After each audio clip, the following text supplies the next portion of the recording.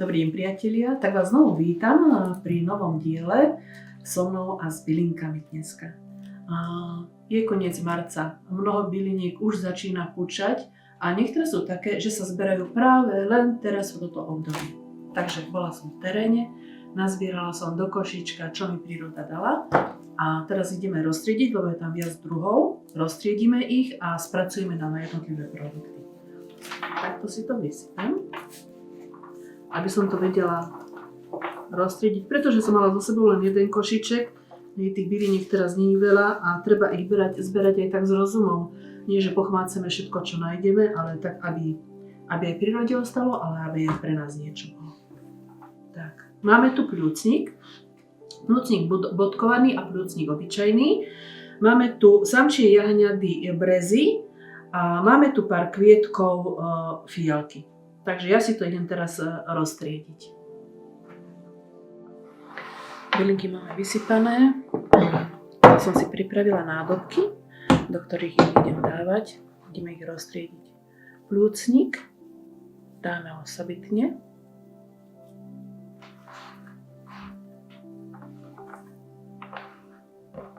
Jahňady, brezy, samčie dáme osobitne. Vyzerajú ako červíčky. Sú nádherné, majú krásnu kresbu a štruktúru. To bude zážitok, na to sa teším. Pľúcnik máme tu aj bodkovaný, aj obyčajný, ale účinky majú rovnaké, takže tí, čo nenájdete bodkovaný pľúcnik, ale obyčajný, vôbec sa toho nebojte. Kľudne si ho nazbierajte, pretože účinkovo je to isté ako pľúcnik bodkovaný. O tých účinkoch porozprávam už potom priamo, keď budem robiť produkt. Nech sa to nepletie. No a máme tu ešte aj fialky, čo sme nazbierali. Tých není veľa. Tých urobíme len tak málo, kúsoček. Tie dáme semka. Teraz sa cítim ako taká popoluška. Už len ten princ mi chýba. Na bielom koni, samozrejme. Aby bol. Tie bylinky sú úžasné, je to radosť triediť. Je to úplne taký pocit, že tá jar už prišla, tá príroda už ožíva. Je to niečo, čo naplňa tú dušu, aj to srdiečko takou radosťou. Mám ešte pár jahňat z vrby, čo som nazbierala do vázičky. Je dám bokom. Vidíte, toho pľúcnika je akurát tak dosť. Urobíme si z toho nejaké 2 produkty, to vám potom porozprávam. No, už to budeme mať aj vyčistené. Najprv sa vyberajú najskôr tie väčšie rastlinky a potom tie menšie. Priatelia, bylinky sme roztriedili. Jahňady z brezy dáme na bok. Fialkové lístky dáme tiež na bok. A ideme robiť teraz pľúcnik. Je čerstvý, nechali sme ho trošičku zavednúť, teraz je v takej ideálnej konzistencii. Takže kvietok, pľúcnik lekársky si pekne teraz nakrájame na drobné čiastočky. Tým, že ho nakrájame, narušíme jeho štruktúru a tie liečivé látky z jeho lístkov, stonky a kvietkov sa ľahšie dostanú do média. Budeme si dneska robiť 3 recepty z pľúcnika. Je ich viac, ale toto bude taký základ, ktoré sú veľmi podobné, ale zároveň rozdielne. Vidíte, krásne nakrájaný pľúcnik. Ešte. Na čo je dobrý pľúcnik? Pľúcnik už naši dávni predkovia evidovali, lebo bol jednou z prvých rastliniek na jar, čo rozkvitol. A tým, že má naozaj krásne rúžovo-fialové kvietočky, tak bol neprehliadnutelný. No a veľkou zaujímavosťou je, že pľúcnik sa to aj kvôli tomu tak volá, že na listočkoch, keď máme pľúcnik bodkovaný, neviem teraz, kde ho mám, tak on má také bodočky, ukážem vám to potom vo videjku, a pripomína to trošku pľúca. Hej, takže dostala aj od toho ten názov, že pľúcnik. Dobre, ešte si dokrájame. Pľúcnik sme si nakrájali, vidíte, je krásny, nadrobno, narušená štruktúra. Mne sa hrozne páči, keď sa tých byliniek môžem takto dotknúť, je to tá energia, čo ide do tela. Mám tu teraz 3 nádobky, ktoré si tým pľúcnikom naplním. Dám približne rovnako do každej. Netreba sa toho báť. Tie bylinky sú úžasné a oni pri tom nakladaní tak same nejak povedia, že ešte kúsok alebo že stačí. Treba to naozaj tak počúvať a naozaj sa toho netreba báť. Oni nič si s tým neublížite a sú úžasné. Ja ešte musím povedať, že mám jedno základné pravidlo, ktoré vo svojej bylinkovej skúsenosti využívam.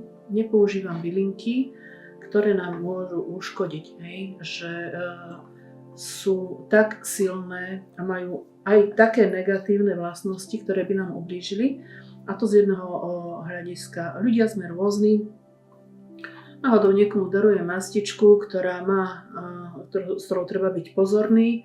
On si to nepozrie riadne a použije ju tak, ako ju nemá a ublíži si. Tých možností v prírode je obrovské množstvo, takže mojou zásadou je používať len bylinky, ktoré nie sú nebezpečné, ktoré nepotrebujú takú opatrnosť, ale tie účinky pre naše zdravie tam sú. Tak, poháriky mám naplnené, poštičku dám na bok, nech mi nezavadzia. A už neviem, či som vám to už vravela, ideme robiť 3 produkty. Ideme robiť pľúcnik s medom, pľúcnik s liehom a pľúcnik s medom a liehom. Aký je rozdiel? Rozdiel je v prvom rade v tom, že čo do toho dáme a v druhom rade, kto to môže používať. S medom každý, až na tých ľudí, čo majú alergiu na med, lebo aj takých máme. S liehom tinktúrka je veľmi dobrá, silná, takže tam tie účinky sú také rýchlejšie. A s medom a liehom to používam ja, neviem, či niekto zvyknú tak robiť, ale je to taká vhodná alternatíva, že to není ani sirup, ani tinktúra, je to taká veľmi jemná medová tinktúra, ktorá je naozaj veľmi vhodná na tie dýchače, lebo pľúcnik lekársky, ako sme si už praveli, alebo nevraveli, je vhodný na dýchanie. To znamená suchý, dráždivý kašel, regenerácia pľúc po nachladnutí, podporuje imunitu. Treba dávať pozor, pľúcnik je silný a kúru, keď berete že takú liečebnú kúru po nejakom zápale alebo nachladnutí, 2 týždne. Dlhšie nie, treba si dať prestávku, keď chcete v tom pokračovať minimálne týždeň a až potom znovu užívať pľúcnik. Ideme si to teraz naplniť. Ja tu mám medík z jedného včelára, ale pozor, medík nie je od včelára. Medík je od včeličiek. Dobre, aby sme si to nemýlili, hej? Takže toto je konkrétne agátový med. Ja mám agátový med rada kvôli tomu, že on jediný nekryštalizuje, ostáva taký tekutý a pri nakladaní tých mojich byliniek je to vhodné, pretože ľahšie sa potom dostáva do tej štruktúry tej bylinky a ľahšie potom preberá tie liečivé látky do seba. Sám o sebe med je úžasný. Ja med využívam skoro vo všetkých svojich receptoch, dokonca aj do mastičiek ho dávam, pretože je úžasný. O medíku si porozprávame potom. Pozdejšie nemôžem vám všetky informácie teraz takto nahúčkať, lebo by ste z toho mali zmätok. Takže táto prvá sklenka je pľúcnik s medom. Vznikne nám z toho taký medový sirup. Budete si ho môcť dávať aj do čajíka, ale pozor, nie do vreného, pretože všetky tie dobré látky, čo tam budú, by sa tým vreným čajom zabili. Hej? Takže keď do vlažného čajíka dáte si za lyžičku a všetky tie liečivé látky vám v tom čajíku sa rozptýlia a dostanú sa do organizmu. Takže toto bude medový sirup. Druhé bude med a lieh. Koľko dávam medu? Medu a liehu dávam zhruba pol na pol. Hej? A s tým pľúcnikom zhruba na 3 rovnaké časti, že 1 diel pľúcnika, 1 diel medíka a 1 diel liehu. toto. Ešte jednu tam dáme. Vidíte, ten agátový med je naozaj úžasný a podporuje samotný účinok toho plúcnika. Dobre. Do tretej nádobky medík nedáme, keďže to bude tinktúrka. Mám tu lieh 40%, odporúčajú aj 50%, ale mne 40 stačí. Toto je čisto medová, lieh tam nedávame. Toto je kombinácia, takže dolejeme lieh. Asi stačí. A toto bude tinktúrka čisto liehová, takže tam nalejeme ten lieh doplna tak, aby bol pľúcnik prikrytý. Dobre. Teraz to premiešame. Ja miešam drevenými paličkami. Ono to trošku trvá. Senka ešte bude musieť dodať medíka, lebo ešte je to husté. Tam ešte dodáme. Toto je kombinácia med a lieh. Vidíte, ten pľúcnik sa pomaličky tak zrazil teraz v tom poháriku. Treba to naozaj dobre premiešať. Ten med sa v tom liehu bude postupne rozpúšťať. Hej. Nie je to rýchly proces. Treba tomu dať čas. Toto je tretie. Tu máme čisto len lieh. Tu ešte trošku dolejem, aby boli úplne zakryté. Aby bol úplne zakrytý ten pľúcnik.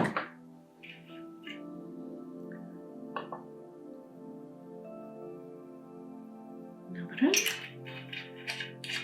Ešte to trošku premiešam a zavriem. Toto nechávam stáť približne mesiac. Ešte si to potom sama opatrím štítkom, aby som vedela, čo kde mám a kedy som si to naložila. To je veľmi dôležité. Raz sa mi stalo, že som si nedala štítky a potom som pozrela, Ježišu, čo to mám. Takže tinktúrka s pľúcnikom. Tu máme med a lieh. Senka ešte trošku dolejem.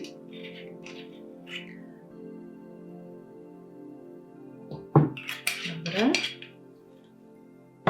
Med a lieh.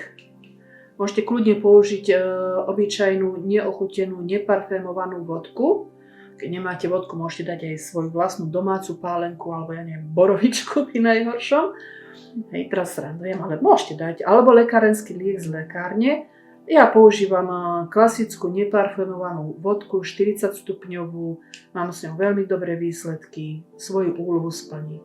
Takže tu je medík a lieh premiešaný, už cítim, že je to už oveľa ľahšie, takže to tiež ešte trošku dolejem, aby to bolo úplne prikryté.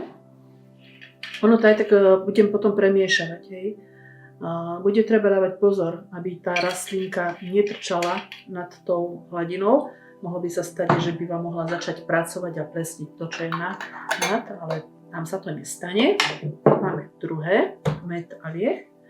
A tretie, medík čisto a pľúcnik. Vznikla nám z toho taká hustá kašička, tam ešte dodáme toho medíka, lebo je tam málo. Tá rastlinka ho okamžite absorbovala do seba. Takže ešte dáme. Tu platí tiež to pravidlo, že malo by to byť zakryté. Zvyknem robiť aj alternatívu, že med a jablčkový ocot, nie liehový ocot, jablčkový. Vzniká nám vtedy z toho práve ten medník alebo oxymel, ale momentálne tento recept, čo vám teraz ukazujem, je čisto na báze ako sirupu. Toto je vhodné napríklad pre detičky, hej, že nechcete, aby tam bol ten lieh, aby tam bol ten alkohol, aby to bola tá medová alternatíva, alebo pre tých, čo nemajú radi alkohol a kvôli tomu neberú tinktúrky, tak toto je tá alternatíva pre týchto ľudí. Vidíte, vyzerá to nádherne. No a toto tiež uzavriem. Všetko to dám do tieňa. Ja mám takú skrinku, do ktorej si to pekne odložím, nie je tam priame slniečko a je to v tme, v stabilnej teplote. Mám to po ruke a viem si to prekontrolovať a občas pretriasť. podľa toho, že ktoré bylinky, a takto to nechám stáť minimálne mesiac. Po mesiaci budú tinktúrky, tinktúra, med, alkohol hotové a môže sa užívať. Na záver vám ešte raz opakujem, na čo je dobrý pľúcnik. Pľúcnik lekársky alebo pľúcnik bodkovaný, je to jedno, obidva majú rovnaké účinky. Je veľmi dobrý po zápalových ochoreniach, to znamená na regeneráciu pľúc. Už samotný pľúcnik to hovorí, na suchý kašel, na povzbudenie imunity, proste na celé to upokojenie toho dýchacieho systému. Máme tu 3 produkty, pľúcnik s medom, pľúcnik s medom a liehom a pľúcnik s liehom. Všetky 3 produkty majú rovnaké účinky. Tinktúra je najsilnejšia, med zase najdlhodobejšie pôsobí tým, že je to v tom medíku a toto je taká stredná alternatíva. Všetky 3 pôsobia rovnako, len toto je rýchle, pomalšie, aj pomalšie, čo sa týka účinkov, ale zase plnohodnotne všetky 3 rovnako. To je bolo na záver dneska všetko. Ja sa s vami lúčim. Dúfam, že sa vám toto naše videjko páčilo. Ak áno, budem rada, keď napíšete nejaký komentár alebo ak máte nejakú otázku. Čo viem, vám zodpoviem. Čo neviem, to vám nepoviem. A ak sa vám to páčilo, tak budem rada, keď budete odoberať tento môj kanál a budete spolu ďalej so mňou. Pekný deň prajem.